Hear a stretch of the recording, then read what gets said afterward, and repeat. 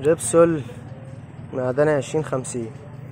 في احنا حاطينه في المكنة دي، الراجل ماشي عليه 1438 عشان هي بتصفر بعد ال1000.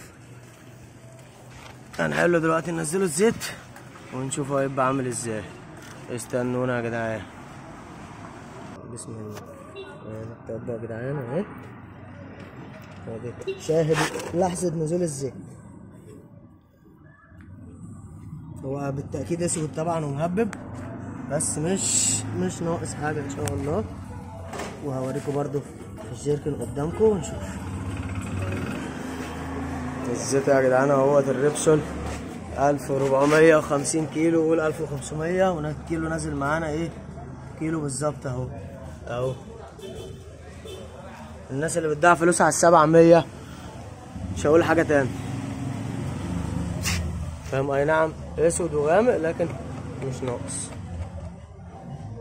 اتأكد انهم برشا زي كده.